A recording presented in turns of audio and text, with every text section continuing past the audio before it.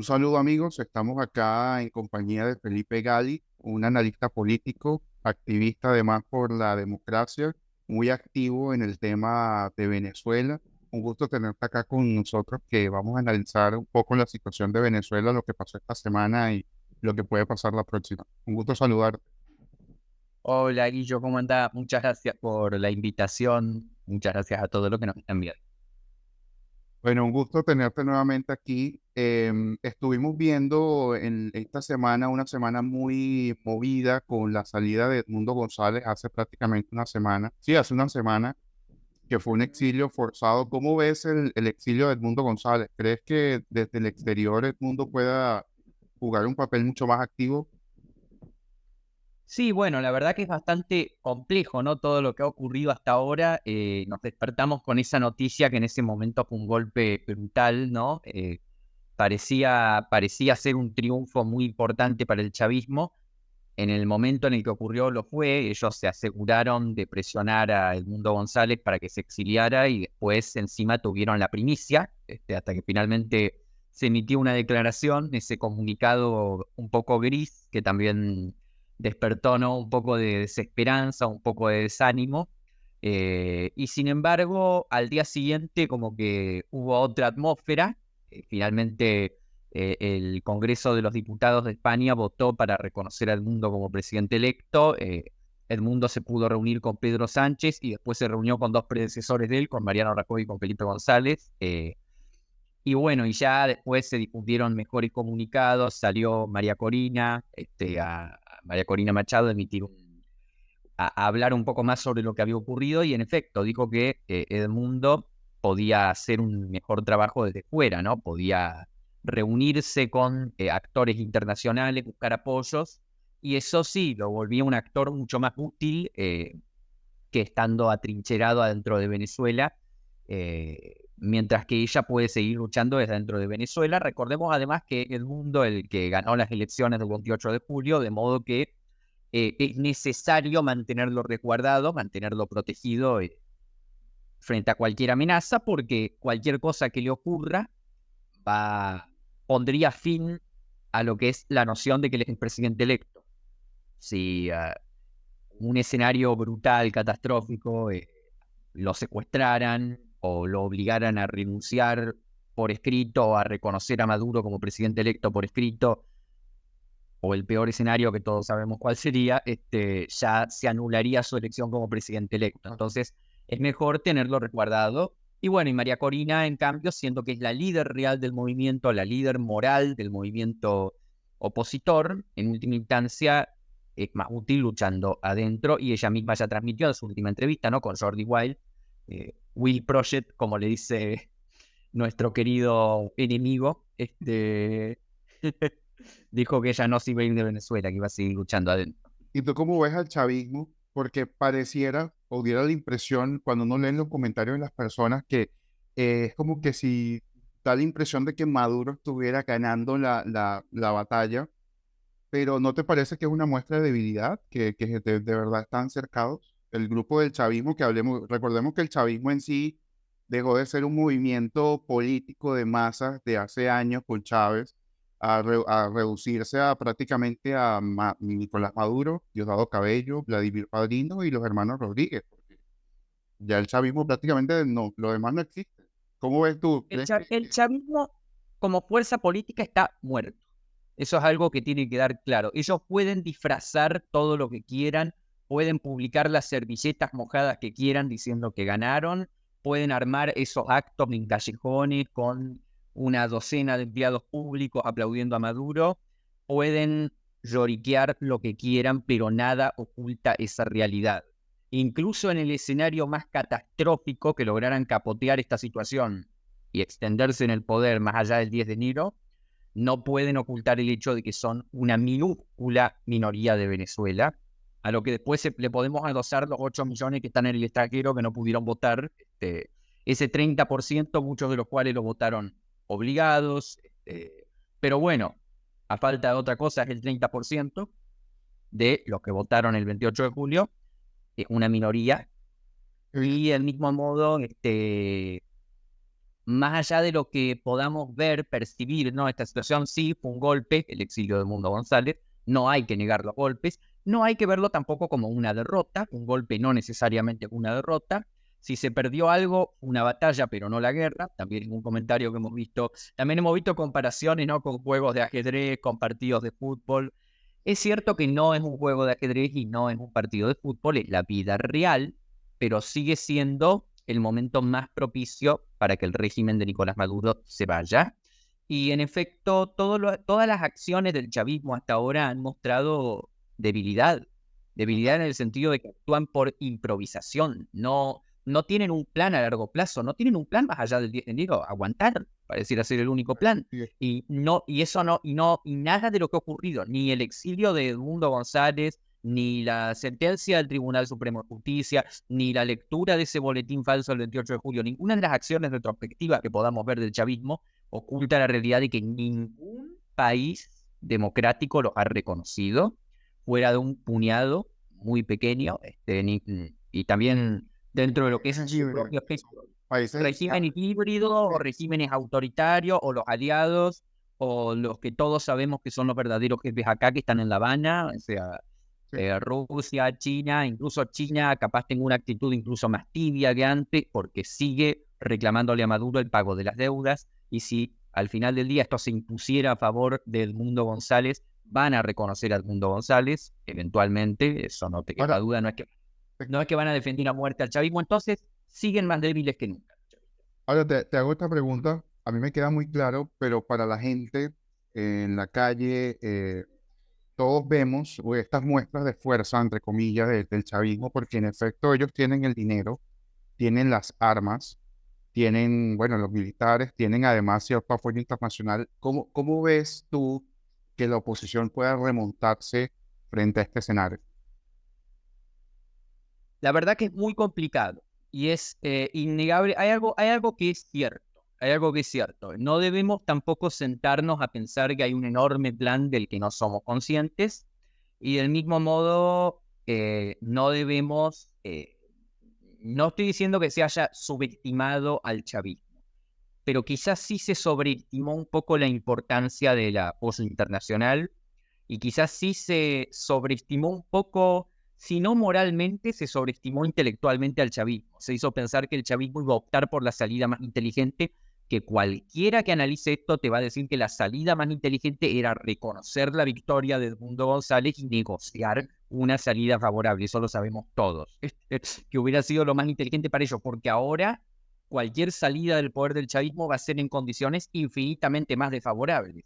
Quizá un poco más favorable de lo que nos gustaría, pero aún así sería mucho más desfavorable que lo que hubiera sido si hubieran reconocido la derrota. En cuanto a qué puede hacer la oposición lo que puede hacer ahora es seguir presionando, insistir en buscar el reconocimiento internacional. Ahí viene mi gato, le gusta meterse cuando hay una cámara. Insistir en hacer, bueno, puede hacer una gira, Edmundo González, por lo que son los países que hasta ahora lo han reconocido o que más bien tienden a no reconocer a Maduro y a presionar, puede reunirse con líderes internacionales, puede también tocar la puerta de líderes que hasta ahora han reconocido a Maduro, incluso, o que se han mostrado más complacientes con Maduro. No estoy diciendo que busque darlos vueltas, pero sí es necesario golpear las puertas y tratar de llamar la atención de la opinión pública internacional. ¿Cómo hacemos eso? Bueno, Edmundo González debería intentar ir a Brasil, golpearle la puerta a Lula y decir quiero reunirme con Lula, y si Lula dice que no, es Lula el que queda mal, debe golpearle la puerta a Gustavo Petro, y si Petro no le abre, es Petro el que queda mal. Así, o sea, no solamente también con los afines, porque ya vemos que si va únicamente con los afines, si va a Washington, por ejemplo, todos van a decir Guaidó, Guaidó, Guaidó, Guaidó. Así es. Obviamente es la comparación que más resuena. No, estoy muy de acuerdo con ese tema y el papel que puede jugar Edmundo González en el exterior es muy importante desde el punto de vista diplomático y la presión externa, porque de hecho ayer vimos a Estados Unidos, al portavoz de Seguridad Nacional, dando unas declaraciones de que no, Estados Unidos no se iba a quedar de brazos cruzados. Entonces, de pronto el papel de Edmundo, en efecto, puede ser el de presionar desde el exterior. Y hablando un poco de la resiliencia también que ha dicho María Corina Machado, que, bueno, nos dan este golpe, vemos cómo sobreponemos este golpe y cómo nos superamos y cómo más bien buscamos el punto a favor y creo que estamos todos de acuerdo. De pronto en el momento cuando vimos la noticia de que Edmundo González había salido de Venezuela, nos cayó un poco como nos Sí, total. descolocó, De pero acuerdo. viendo las ventajas, desde luego hay muchas ventajas. Ahora, ¿cómo ves tú el papel interno de María Corina? En estos días vimos un grupo de más de 200 intelectuales, incluso funcionarios, exfuncionarios del chavismo, reuniéndose con María Corina Machado y firmando un documento de la Unión Democrática en la República. ¿Cómo ves tú en la oposición interna el papel de María Corina Machado desde lo interior de Venezuela? El panorama de la oposición interna es más complicado, obviamente, porque Maduro está jugando a desmoralizar y asustar. Son las únicas dos cosas que le quedan a favor. Repasando lo que dijimos antes, el chavismo como fuerza política está muerto y ya lo vimos a Maduro. Lo primero que va a intentar hacer Maduro es, primero, intentar establecer una separación entre María Corina y Edmundo. Salió mal al final, o sea, intentó vender que Edmundo había traicionado a María Corina. Salió a llamarlo caballero, embajador. Duró un rato porque después Edmundo reafirmó su posición como presidente electo, se reunió con Sánchez, publicó más comunicados y ya de vuelta es un viejo decrépito y un fascista para los chavistas. Y bueno, por el lado interno va a intentar no generar ese estado como de terror permanente, de miedo permanente para impedir que se produzcan protestas, para intentar desarticular el movimiento opositor. Ya vemos que han aprobado nuevas legislaciones, ¿no? Leyes contra el fascismo y todo eso, las van a empezar a usar con mucha más fuerza. Vemos que siguen deteniendo dirigentes, vemos que el panorama en sí interno es un poco más gris. Pero por adentro, bueno, María Corina desde dentro puede seguir impulsando la realización de protestas focalizadas, enfocadas, en algunos puntos particulares de Venezuela y cada cierto tiempo, cada tanto, vemos que ahora van a publicar, ¿no? Dentro de poco van a publicar un comunicado A las haciendo seis. alguna convocatoria para el 28, que es el aniversario número 2, el mes, cumple 2 meses, perdón, de la victoria. Eso es positivo, de hecho, eso es algo que ya se ha hecho y no contra una dictadura de derecha, precisamente.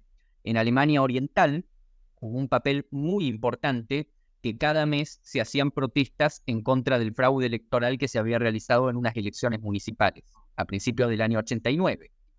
En la primera mitad, en mayo del 89, y un grupo de observadores locales, liderados por la Iglesia Católica, hicieron observación y demostraron que la abstención y el voto nulo habían sido más altos que lo que decía el régimen comunista. Entonces, todos los meses se hizo una protesta a lo largo de ese año y fueron una de las muchas protestas que más tarde escalaron y se generalizaron, que más tarde terminarían desembocando en que ese régimen se cayera y se cayera el muro de Berlín. No, Muchos vemos la imagen del además, muro de Berlín cayendo así, pero nadie sabe mucho lo que hubo atrás. sí, no, y además para el tema del muro de Berlín, la presión internacional jugó un papel muy importante. De hecho, hay unas declaraciones de Ronald Reagan donde dijo 2 años y medio antes de que cayera el muro, que dijo, este muro tiene que caer. Y la presión que hubo pues, del mundo occidental fue positivo y la presión interna de la gente, la organización de las protestas que tú mismo estás comentando y las cuales comparto.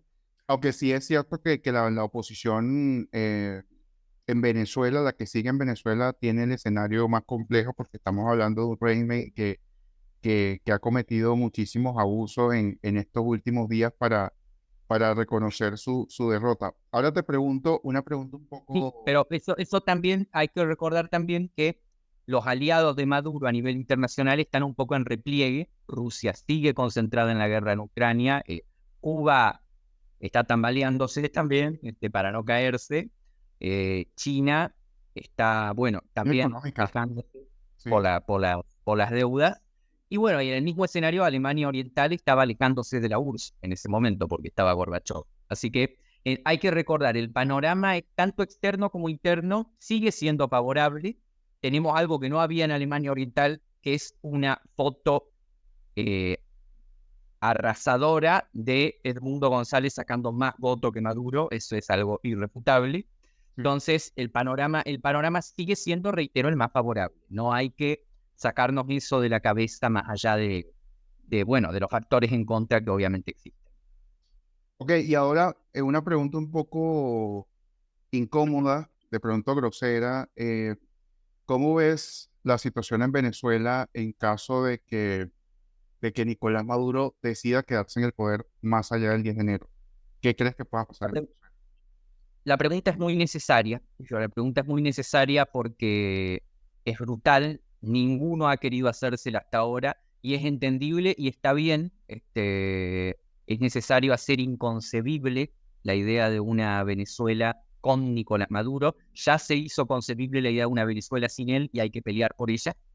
Yo ya me veo el año que viene allá en Venezuela con mi novio, con mi pareja, que tanto amo, que está allá todavía, y va a seguir allá porque quiero que se quede en el país que tanto ama, pero tenemos también que evaluar por qué es tan necesario hacer inconcebible la idea de una Venezuela sin Nicolás Maduro. Lo cierto es que en el peor escenario, el escenario en el que él logre quedarse en el poder, sacarlo va a ser muy difícil, casi imposible, te diría.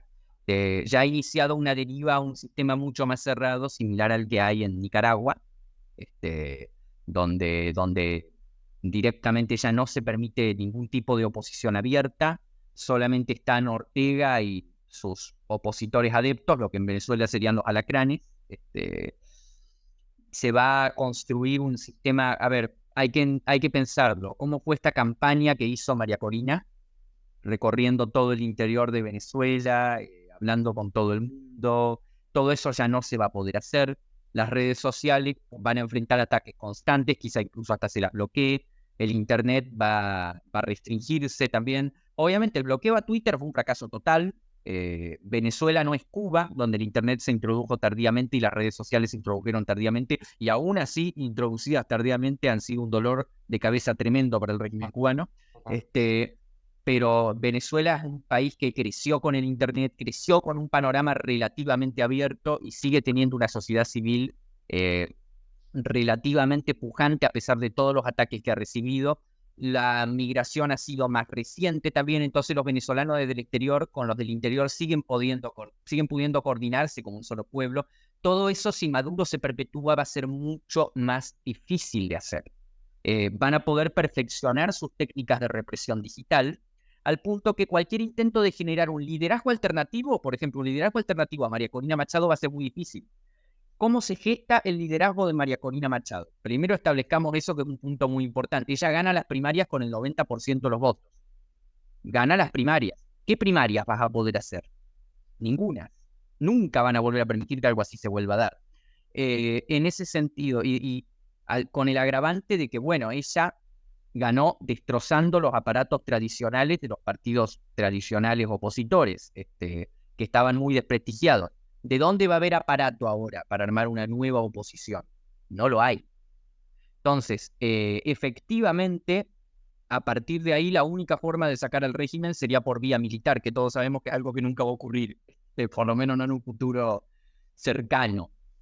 Organizarse, eso también va a ser casi imposible, porque además esto se basa en que si María Corina no tiene aparato, no tiene una gran financiación, tiene únicamente la confianza que los venezolanos tienen en ella.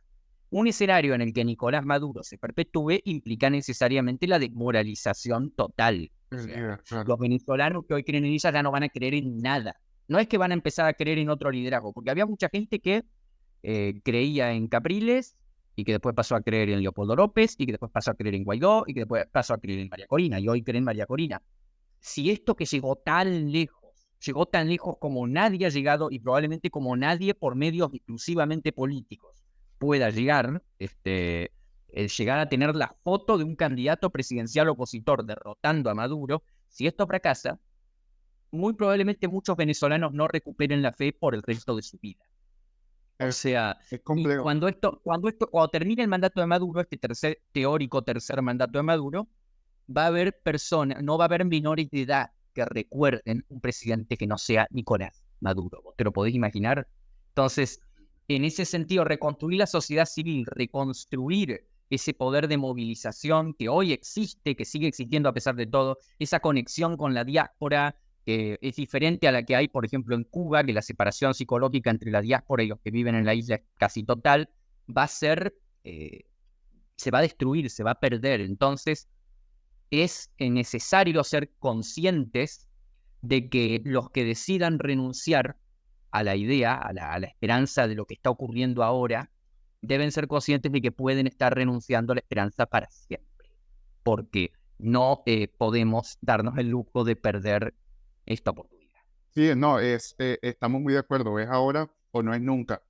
Ya para ir concluyendo, que no, nos quedan unos minuticos de más, me gustaría que nos compartieras acerca de tu libro. Estás escribiendo un libro acerca de las elecciones. Entendemos que fue y muchos líderes, analistas y personas que han estudiado el sistema electoral en el mundo han dado cuenta que lo que pasó en Venezuela fue algo inédito, que quedará en los libros para estudiar en futuras elecciones de otros países. Coméntanos acerca de tu libro.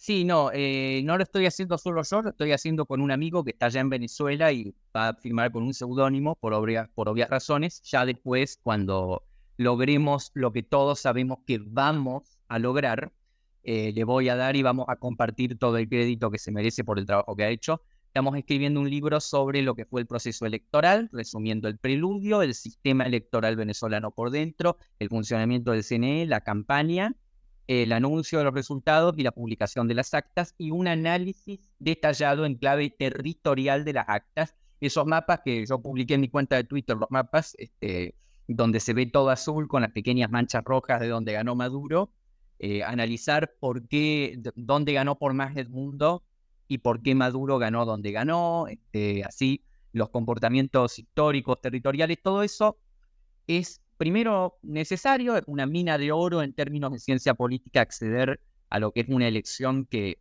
se realizó en un ambiente tan cerrado, tan hermético y tan poco transparente, tan irregular, y sin Una embargo, elección de tiranía.